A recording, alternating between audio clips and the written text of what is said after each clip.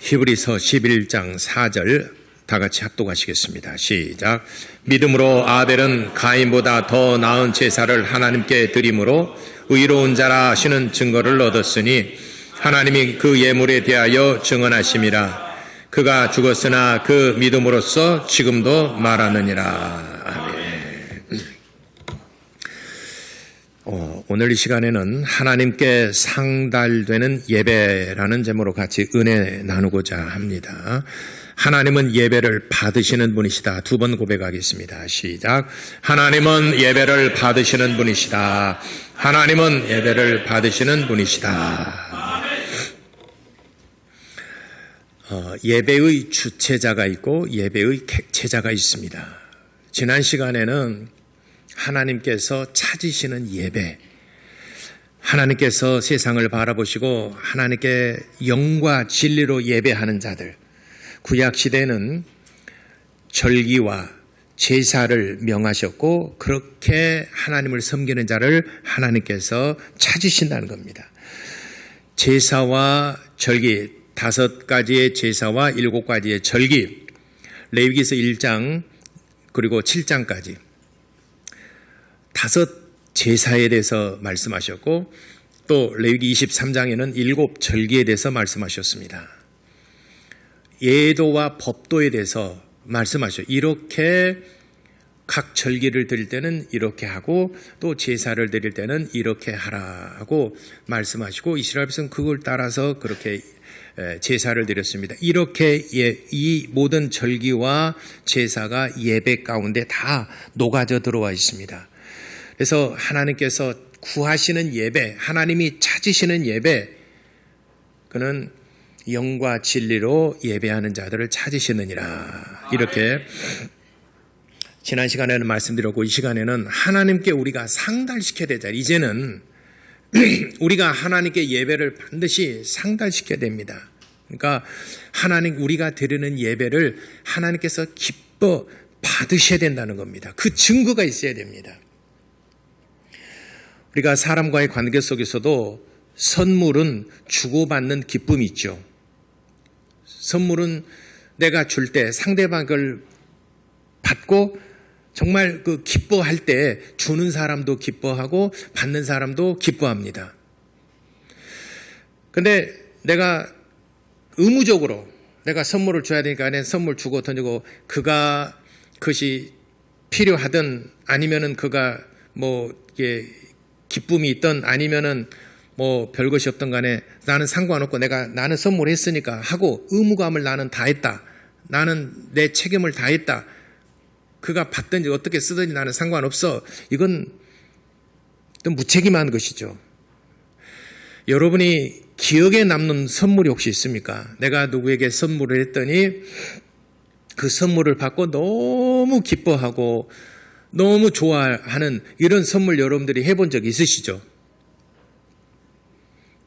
결혼식 때 여러분 반지나 목걸이나 귀걸이나 팔찌나 발찌나 해본 적 있으시죠? 다 팔아먹었습니까? 저는 팔아먹어불고 없어요. 반지도 없어요. 근데 내가 이렇게 해줄 때 정말 기뻐하잖아요. 내가 어떤 선물을 줄 때 참 기뻐하고 그렇잖아요. 내가 먹을 것을 줄 때도 나도 먹고 싶고 나도 아끼는 건데 내가 대접을 했습니다. 상대방도 내가 먹고 싶고 내가 좋은 거 상대방도 먹고 싶고 또 좋아하고 또 받아서 즐거움이 있고 기쁨이 있는 것입니다. 그래서 그렇듯이 이제 주는 자와 받는 자가 서로 교감이 이루어지고 그래서 내가 선물을 주고 어때서 괜찮아? 마음에 들어? 그러면 열어보고 와 너무 좋아. 너무 좋아. 여러분 어떤 선물을 받았을 때 오랫동안 간직하고 오랫동안 사용하고 그래서 그 선물을 볼 때마다 늘 기억에 남는 선물들이 있지요. 그래서 주는 자와 받는 자가 서로 기쁨이 있고 서로 교감이 있는 것. 그와 같이 하나님과 우리 사이에 있어서도 우리가 하나님께서 그렇게 예배하는 자를 찾으시는데 바로 내가 그렇게 하나님 앞에 예배드린다 이 말이죠.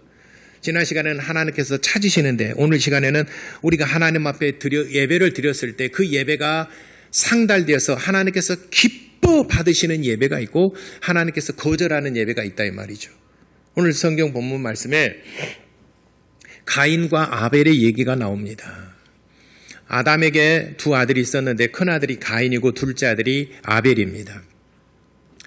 1년 동안 농사하는 거 가지고 1년 동안 자기 생업 가운데 있는 것을 하나님 앞에 제사로 드렸습니다. 가인은 농산물을 가지고 하나님 앞에 제사를 드렸고 아벨은 양을 잡아서 제사를 드렸습니다. 하나님께서 가인의 제사를 거절하셨어요. 안 받으셨습니다. 그런데 아벨의 제사는 하나님이 받으셨어요. 하나님께서 가인의 제사는 거절했지만은 아벨의 제사는 받으셨어요. 왜 받으셨느냐? 이거 양이었기 때문에 받았겠느냐? 그건 아니에요. 이건 농산물이기 때문에 하나님이 난 농산물 싫어해. 나는 고기를 좋아해. 하나님이 고기를 좋아해서 양을 잡아서 하나님 제사를 드리니까 하나님이 기뻐하셨고 그 농산물을 가지고 하니까 하나님께서 나는 그런 거 싫어해. 나는 고기를 좋아해. 그래서 안 받으셨을까요? 혹자는 그렇게 설교하는 사람도 있어요. 양을 예표한다. 그래서 양으로 드렸기 때문에 하나님 받으시다. 그러면 곡식은 제사가 없는가요? 소제가 있어요. 소제. 소제는 곡식을 빻아서 하나님 앞에 제사를 드리는 겁니다. 이건 소제는 단독 제사가 아니고 부속 제사라고 제가 늘 말씀드렸잖아요. 부속 제사예요. 이것 곡식도 하나님 앞에 제사 드리는 겁니다. 소제. 이거는 단독 제사가 아니고 부속 제사예요. 번제나 화목제나 속죄제나 속건제를 드릴 때 이 소제는 항상 곁들여서 드려지는 예배입니다. 제사입니다. 그러니까 이것도 하나님 앞에 그 농산물도 하나님 앞에 제사로 드리고 양도 하나님 앞에 다 제사로 드리는 겁니다. 혹자들은 양을 드렸기 때문에 받았고 이거는 농산물이기 때문에 거절했다는 것은 그 제사법에 대해서 잘 몰라서 하는 얘기입니다. 창세기 4장에 나와 있는 말씀입니다. 그런데 오늘 성경 본문의 말씀의 4절에 가인과 아벨의 제사를 하나는 받으셨고 하나는 거절하시고 왜 그랬어요? 믿음의 문제라고 그랬어요. 믿음의 문제. 믿음으로 아벨은 가인보다 더 나은 제사를 드렸다라고 말씀했습니다. 믿음에는 반드시 내 마음이 담겨져 있어야 됩니다. 믿음에는 내 마음이 담겨져 있어야 돼요. 믿음에는 내 정성이 담겨져 있어야 됩니다. 여러분이 예배할 때 나 예배 참석했어 하고 의무감 때문에 마음에는 이미 돌덩이 같고 마음에는 아무 관심이 없는데 그리고 예배가 끝났어요. 그럼 예배를 하나님이 받으셨을까요? 안 그런단 말이죠. 믿음에는 내 마음과 내 정성과 내 어떤 생각이 다 거기에 집중되어 있어야 됩니다. 예배 안에는 제사와 절기가 다 녹아져 있듯이 예배 안에 믿음이라는 이 믿음으로 드리는 이 예배 안에는 내 마음이 다 녹아져야 돼요. 그래서 정성도 있어야 되고 또 내 온 힘을 다해서 집중해서 드리는 것도 있어야 되고 물질도 있어야 되고 내가 하나님 앞에 온 마음을 다해 내 마음을 다해서 정성을 담아서 하나님 앞에 드리는 예배가 되어야 됩니다. 근데 가인은 그런 마음으로 드리는 것이 아니었어요. 그냥 의무감 때문에 드렸겠죠.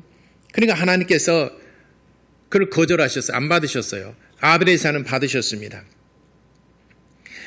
그러면은 하나님께서는 하나는 안 받으셨고 하나님께서 받으셨단 말이에요. 그럼 우리 인간편에 있어서 가인은 왜 내 제사를 안 받았지? 아벨의 제사는 받으셨어요.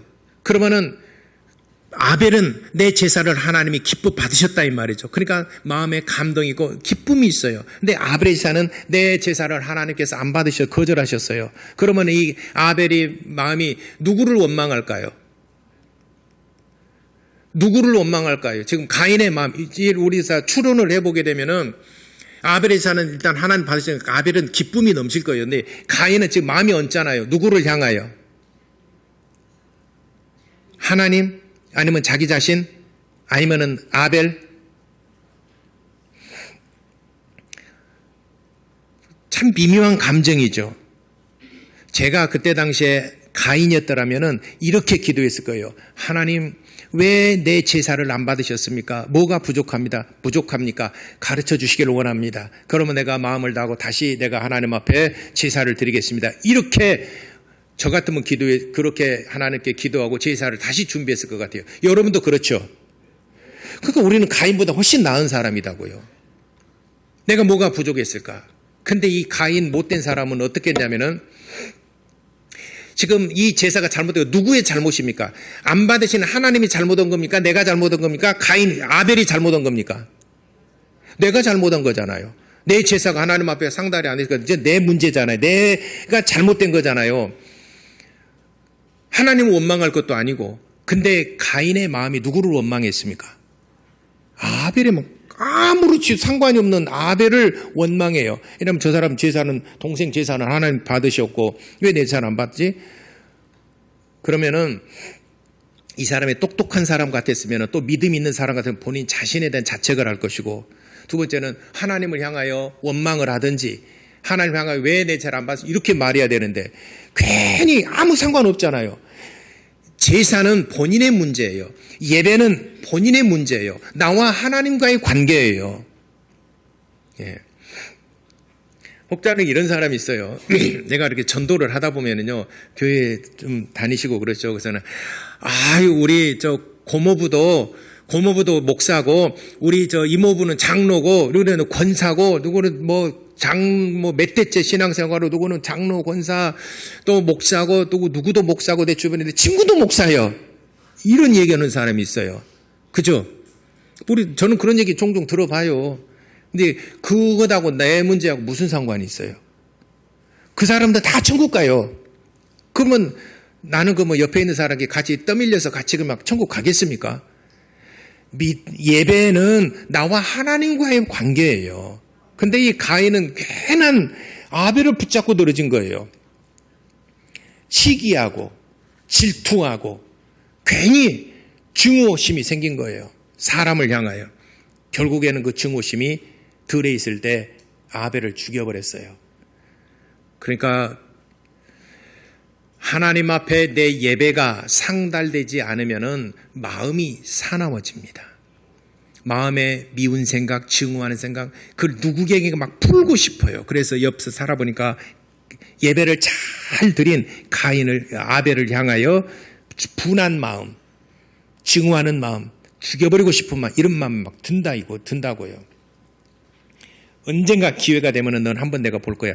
들에 있을 때 아무도 본 사람이 없어요. 들에 있을 때 죽여버렸잖아요.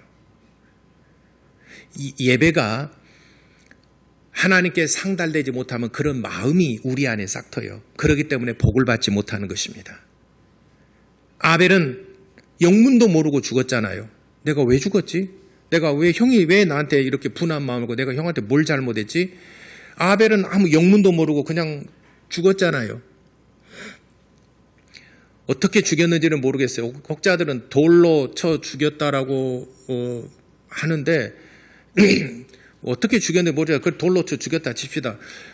들에 있을 때 돌로 쳐 죽였어요. 근데 맞아 죽을 때 자기는 영문도 모르고 죽었을 거예요. 그 피가 땅 속에 스며들었습니다.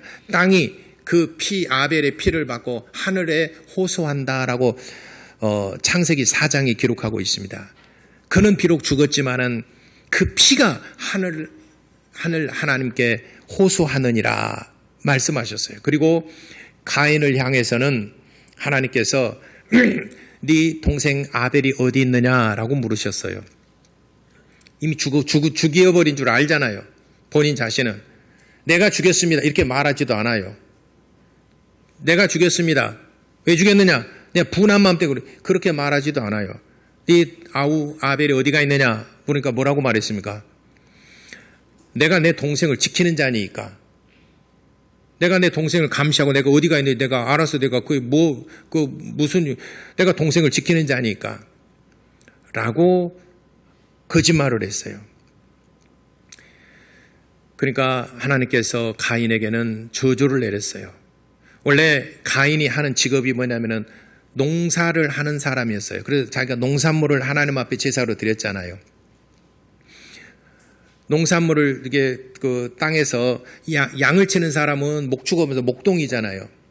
근데 그 가인은 농사를 짓는 사람이에요. 하나님께서 마음이 사나워진 가인에게 말씀하셔. 너는 이제는 평생토록 네가 밭을 갈아도 땅이 너에게 효력을 주지 않을 것이다 라고 그랬어요. 그보다 더 큰 저주가 어디가 있겠습니까? 내 주 산업이 농사를 짓는 거예요. 근데 내가 수고를 해도 땅이 너에게 효력을 주지 않는다라고 하나님이 저주를 하셨어요. 그러면 어떻게 될 것인가? 너는 평생 땅에 떠돌아다니는 자가 될 것이다. 방랑자가 될 것이다. 한 곳에서 정착해서 살지 아니하고 오늘은 이고 내일은 저고 떠돌아다니는 그런 떠돌이 인생을 살 것이다. 그러니까 매일 매주 매년 삶이 고달프잖아요. 한번 생각해 봅시다. 여러분 직장이 평생토록 여러분 그 퇴직할 때까지 이건 보장된 직장이다. 그럼 여러분 직장 생활이 편하겠죠. 마음이 편하죠, 일단은. 그죠? 평생 보장된 직장이라면 여러분 마음 편하겠잖아요. 근데 평생 여러분 1년직으로 계약직이에요. 1년 계약직 딱 끝나면 다시 또 그 재계약을 해요. 재계약 안 받아주면은 또 다른 곳으로 해서 내가 또 일할 곳을 또 찾아야 됩니다. 그래서 또 계약을 했어요. 또 1년 끝났습니다. 또 내가 일할 곳을 찾아야 돼요. 예를 들어서 40년을 일한다 치면은 40번을 또 찾아요. 또는 계약이 안 될 수도 있어요. 1년 동안 일 못 할 수도 있어요. 누가 나를 안 받아주면은. 여러분, 평생 매년 계약직으로 살고 올해는 이 직장, 내년에는 저 직장, 그내년에는 저 직장. 그래서 직장 이력이 40개예요.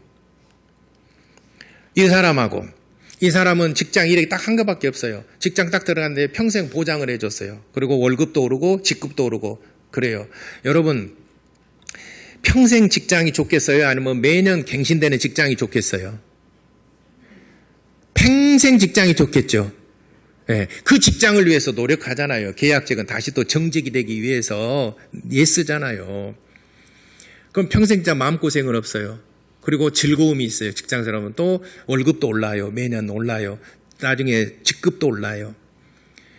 근데 평생 계약을 해야 되는 직장은 월급이 항상 그것이에요. 또 계약이 안 되게 되면은 돈을 못 벌어요. 그리고 진급도 없어요. 나이는 먹어가요. 그러니까 얼마나 고달프겠습니까? 퇴직금도 없어요. 아벨이 그렇게 살아가는 겁니다. 가인이 그렇게 살아가는 거예요.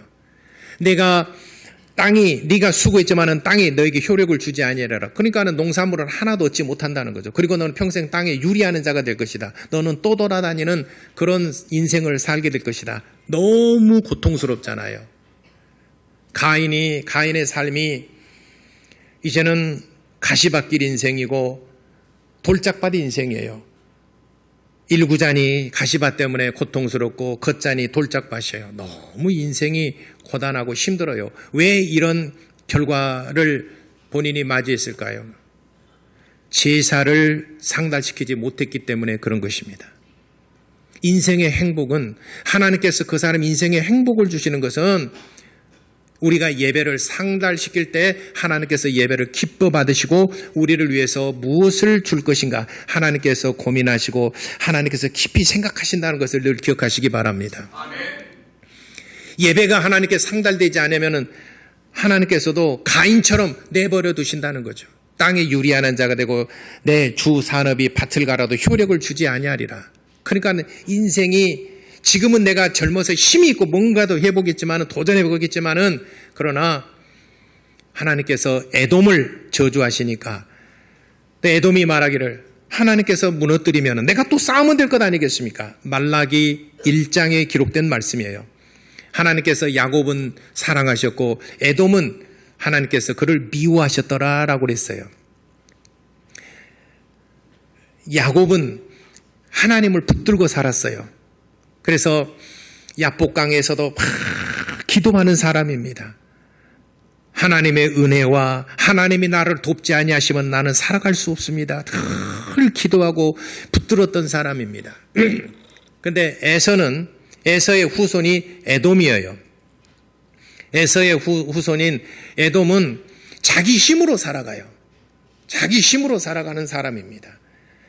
그래서 아버지 조상부터 쭉 살았던 브엘세바와 헤브론을 버리고 자기는 비옥한 땅으로 갔습니다. 그래서 세상 사람 어느 누구보다도 남부럽지 않게 자기가 큰 제국을 건설했던 사람이에요. 자기 힘으로 내가 뭔가 잘 될 것 같으니까 물이 있고 평야가 있고 그러니까 그쪽으로 갔습니다. 하나님께서 에서를 그의 후손들 에돔을 미워하셨더라. 비록 가진 것은 없지만 그래도 아버지 조상적 쭉 내려오던 그 신앙을 붙들고 살려고 했던 야곱을 하나님이 사랑하셨더라라고 그랬습니다. 야곱과 에서를 비교해보면 야곱보다는 에서가 훨씬 잘 살았어요. 기업도 잘 되고 산업도 잘 되고 잘 됐던 사람이에요. 근데 에서는 야곱은 참 20년간 고단한 인생을 살았잖아요. 외삼촌 라반의 집에 가서 고생하고 참 애쓰고 살았던 사람입니다.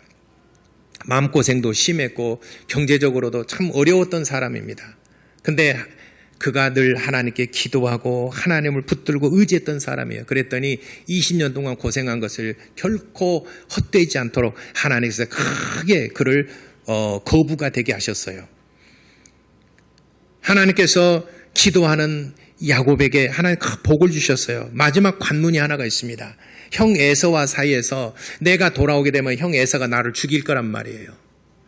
형 에서가 나를 그래서 종들을 보내서 내 형이 어떻게 지내는가 한번 살펴봐라 하고 종들을 보냈어요.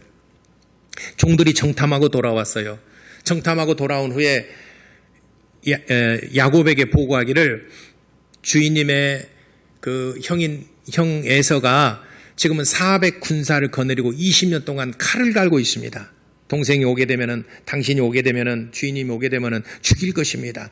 이렇게 20년 동안 400군사를 거느리고 훈련시켜서 오면은 죽이려고 했다 이 말이죠. 마음속에 얼마나 원한이 사무치고 얼마나 분한 마음이고 얼마나 증오하는 마음이 있었으면 20년 동안 그 마음이 갈수록 더 칼날이 퍼러지고 서슬이 퍼렇고 오면은 죽이려고 했겠습니까? 얼마나 20년 동안 증오하는 마음을 품고 살았단 말이죠. 어지간하면 우리는 20년 지나면 마음이 다 그냥 나 다 잊어버렸어. 나는 옛날 거 나 다 잊어버렸어. 대부분의 사람들이 그러잖아요. 그죠? 우리 교회는 안 그런가 봐요. 지금 진행 중입니까?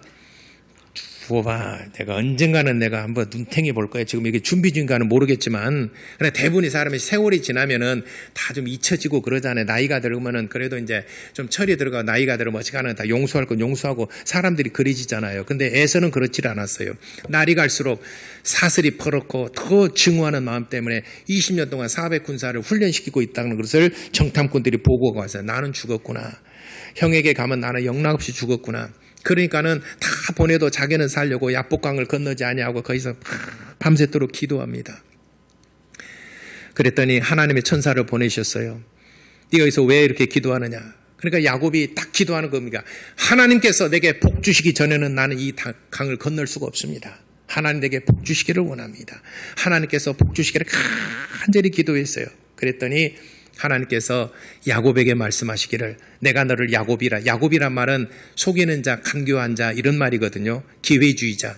너를 야곱이라 하지 아니하고 이스라엘이라 하리라. 그때부터 이스라엘이라는 이름을 얻은 겁니다. 이스라엘은 하나님과 겨루어 이겼다 함이라. 그래, 네가 이겼다. 하나님께서 그렇게 말해 주신 거예요. 그래, 네가 이겼어. 그래, 잘했어. 네가 이겼다. 내가 졌다. 그렇게 야곱이 복을 받고 야복강을 건넙니다. 그랬더니 형 에서와 탁 상봉을 할 때 에서가 먼저 와서 목을 끌어안고 입을 맞추면서 잘 지냈느냐? 네가 살아 돌아왔구나. 뜨거운 눈물과 포옹을 하면서 동생을 맞아줬습니다. 예배가 상달되게 되면은 증오하는 마음이 눈 녹듯이 싹 녹아버리도록 하나님이 역사하십니다. 우리는 못해요. 솔직히 우리는 못해요. 그 마음 끝까지 가지고 갑니다. 내가 지옥까지라도 가서 이런 마음이잖아요, 우리는. 근데 에서의 마음이 그런 마음이었어요. 근데 에서의 마음이 밤사이에 눈 녹듯이 싹 녹아버렸어요. 사람 마음을 어루만지고 사람 마음을 위로하고 다스리시면 누구십니까? 하나님밖에 없습니다. 여러분의 그 마음, 사나워진 마음들 세속화된 마음, 세상적인 마음, 육신의 정욕, 안목의 정, 이생의 자랑으로 가득 찬 마음, 그거를 깨끗이 씻어주시고 그 마음을 거룩하게 하시는 분은 오직 하나님 한 분뿐이십니다. 우리 인간의 힘으로 어떻게 그렇게 할 수가 불가능합니다. 야곱이 야복강을 건너기 전에 하나님께 복을 받고 나니까 주변 환경이 싹 변했어요. 여러분이 하나님 앞에 여러분의 예배가 하나님께 상달되면은 주변 모든 환경이 다 복된 땅으로 변화될 줄 믿으시기를 바랍니다. 그러기 전에는 마음이 사나워요. 가인처럼 내 예배가 하나님께 상달되지 않으니까 마음이 사나워져요. 복을 받기 전에는 원수들이 많아요. 내가 복을 받아야 됩니다. 아벨의 예배가 하나님께 상달됐어요. 아벨의 야곱의 기도가 하나님께 상달되고 하나님께서 복을 주셨어요. 복을 받고 다음날 아침을 새날을 맞이했어요. 그랬더니 모든 환경이 다 변화된 것입니다. 그래서 형과 이제 20년 만에 상봉을 했습니다. 20년 동안 야곱은 기도하는 사람이었고 신앙으로 사는 사람이었고 에서는 20년 동안 증오의 칼을 갈고 있었던 사람입니다. 20년. 근데 하룻밤 사이에 싹 변화된 것인데 에서가 목을 끌어안고 동생을 맞이해 주니까 야곱이 뭐라고 그랬냐면 형의 얼굴을 배우니 마치 하나님의 얼굴을 배우는 것과 같습니다. 또 말도 기가 막히게 했어요. 형의 얼굴을 보니까 내가 하나님을 낯을 대면하는 것과 같습니다. 그래서 그 이름을 브니엘이라 하였더라 라고 그랬어요. 브니엘이란 말은 하나님의 얼굴을 뵙는다라고 하는 말이에요. 옆 사람 한번 봐보세요. 브니엘. 쑥스럽습니까? 어색하십니까? 여러분이 저의 얼굴을 보니까 어때요? 브니엘 같습니까? 저쪽 3명 대답 안 했어요. 저 뒤에. 저도 주일날이면 여러분 볼 때 정말 브니엘, 하나님의 얼굴을 보는 것처럼 반갑고 기쁨이 있어요. 거짓말 안, 정말 그런 막 누구를 막 싫고 미워하고 정말 그런 마음 없이 주일날 얼굴을 볼 때마다 항상 반갑습니다. 그래서 이 모든 것은 하나님께 내가 드리는 예배가 상달될 때 우리 모든 것이 내 삶에 복이 되고 기쁨이 되고 행복이 되는 것입니다. 묶인 문제가 풀려지고 이 생활에만큼 뭔가 잘 돼요. 이건 내 예배가 하나님께 상달됐다는 증거의 표적입니다. 그러니까 우리의 삶 속에서 가장 중요한 것은 내 예배가, 내가 드리는 예배, 우리의 예배가 아니라 내 예배가 하나님께 상달되었느냐. 하나님께 상달되지 못하면은 가인처럼 마음이 사나워집니다. 세속화된 에서처럼 마음이 사나워지고 칼을 갑니다. 근데 우리가 인생에 정말 중요한 것은 하나님 앞에 우리가 제사를 드리고 예배를 드렸단 말이죠. 하나님께서 기뻐 받으셨어요. 그래, 네가 바쁜 중에도 예배하는 것 알고 또 헌신하는 것도 알고 내가 한다. 아이고 어떻게 네가 그래, 참 기특하다. 이거를 내가 받았으니 이제는 내가 너에게 뭔가 보답을 해주고 내가 너에게 뭔가를 내가 주고 싶은데 어떻게 하나님께서 예배를 받으시고 여러분들에게 무엇을 주실 것인가 깊이 생각하시고 고민하시고 저가 가장 즐겁고 가장 기쁜 것이 무엇일까 하나님은 깊은 고민하시고 하나님께서 생각하는 중에 있다는 것을 꼭 기억하시기를 바랍니다. 여러분이 꼭 필요할 때 여러분 자녀들의 앞길에, 여러분 가정의 경제, 여러분의 건강의 문제, 여러분의 살아가는 데 있어서 정말 꼭 필요한 것 하나님께서 잘 하십니다. 근데 우리는 잘 모르거든요. 하나님이 생각하시다. 그래, 그때 네가 예배를 드리고 헌신하고 나를 섬겨지 내가 기억한다. 내가 우리 인생에 살아가는데 가장 적절할 때 그리고 가장 좋은 것으로 하나님께서는 주시려고 예비하고 있다는 것을 기억하시기를 바랍니다. 그러므로 우리가 하나님 앞에 예배할 때 가장 좋은 것으로 또 우리의 마음을 쥐어 짜서 하나님 우리의 마음을 담아서 하나님께 예배를 드리시기를 바랍니다. 그냥 형식적으로 왔다 갔다 하는 것이 아니라 정말 내 마음을 담아서 하나님 앞에 예배하는 그런 성도의 삶을 사시기 바랍니다. 우리가 세상 살면서 하나님을 예배하는 것보다 더 바쁜 더 중요한 것이 어디가 있겠습니까? 우리가 세상 살면서 물론 세상에는 바쁜 일들이 많이 있겠죠. 여러분들의 삶에서 정말 바쁜 일이 총각을 다투는 일들이 있겠죠. 어떤 임금이 아들을 위하여 큰 혼인잔치에 아들의 혼인잔치를 해서 배설하고 종도를 보내서 사람을 보내서 초청을 했습니다. 그래 어떤 사람은 나 밭에 일하러 가야지 돼.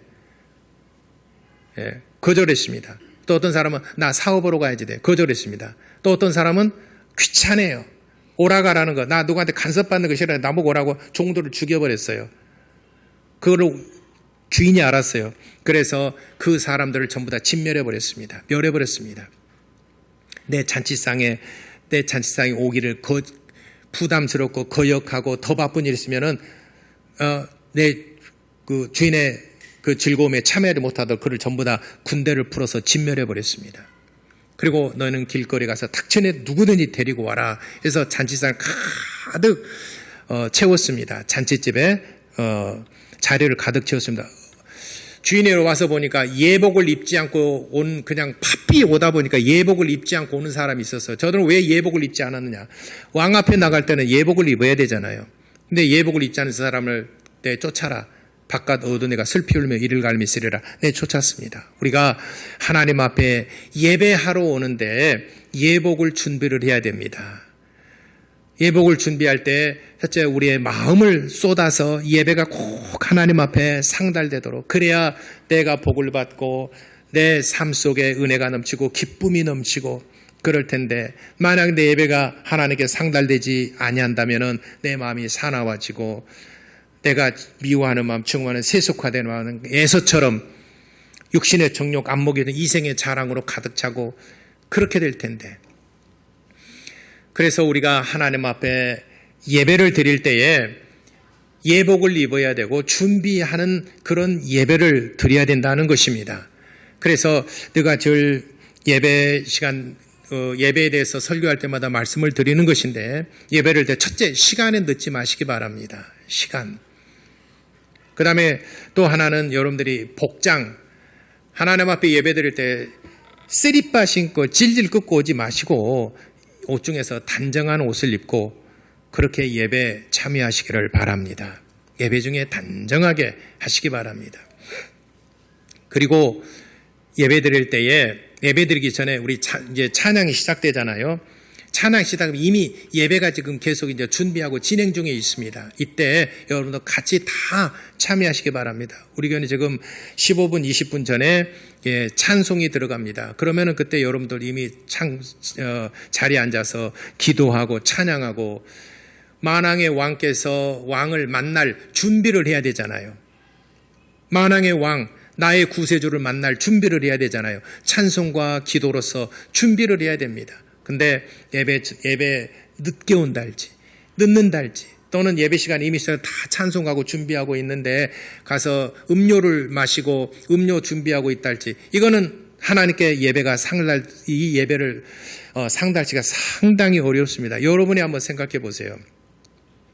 여러분이 저기 아래 부하 직원이랄지 아랫사람하고 약속을 해서 기다리고 있는데 이 사람이 안 와요. 약속했는데 안 와요. 왜 안 왔다냐? 나중에 알아보니까 친구랑 놀러 가봤다는 거죠. 나하고 약속했는데 다른 친구하고 약속해서 가버렸다는 거죠. 그러면 여러분 기분이 좋겠습니까? 좋아요. 그렇다 칩시다. 근데 상사가 먼저 와서 기다리고 여러분이 이제 기다리고 있는데 늦게 쓰리빠 끊고 왔어요. 쓰리빠 신고 왔어요. 여러분 기분이 좋겠습니까? 너 지금 나를 무시한 거야? 나를 지금 뭘로 보고 지금 나를 그렇게 무시하는 거야? 내가 그 정도밖에 안 돼? 여러분은 당장 그런 마음 가지겠죠. 그리고 다른 사람 회의를 내가 주재를 하고 있는데 다 착석했는데 맨 뒤에 늦어서 지금 회의를 지금 준비하고 지금 개회사 준비하고 앞으로 오늘 회의는 이렇게 진행될 것인가 회의 시작하기 전에 지금 안내 멘트를 하고 있는데 맨 뒤에서 늦게 와가지고 커피 들고 와가지고 그 사람이 딱 볼 때 지금 예배가 아니라 지금 회의의 전체적인 개요에 대해서 성격에 대해서 오늘은 이런 것들을 논의하고 이것들을 공지하겠습니다 했는데 나중에 늦게 커피 들고 나와서 뒤에 와서 또 뒤에 앉아서 여러분 그 사람에 대해서 인상이 좋겠어요? 좋지 않겠어요? 여러분이 그런 마음, 여러분이 만약에 그런 위치에 있다고 생각해 보세요. 시간도 잘 안 지켜, 복장도 단정하지 못해, 늦게 와서 나중에 음료 마고 저 골짝골짝 하고 있어. 이런 모습들을 여러분들이 봤을 때 여러분도 싫어하겠잖아요. 나를 뭘로 보고 그러지? 나를 무시하는 건가? 그런 태도들을 봤을 때 나를 무시한 거잖아요. 우리 저하고도 대화할 때 그래요. 어떤 사람은 저하고 그래도 목사잖아요. 목사하고 대화하는데 그냥 말을 그냥 막 하는 사람이 있어요. 그럼 마음이 언짢아요. 그래도 목사인데. 세상 사람도 이러더라고요. 세상 사람, 저는 세상 사람들 만날 기회가 그리 많진 않잖아요. 만나면 맨날 교회 아니면 집하고 뭐 다 밖에서 만나도 다 성도들 아니면 목사님들하고 만나니까 저는 거의. 근데 세상 사람 가끔 보잖아요. 그러면은 담배를 피우고 있다가도 제가 목사인 줄 아니까는 안녕하세요. 세상 사람도 그래요. 목사님 앞이라면 이런 것은 조금 이렇게 예의를 지켜 정말 그러면 고마운 마음 들어요. 아니 저 사람은 세상 사람이고 나는 목사인데 그래도 그 예의를 갖춰주는 거잖아요.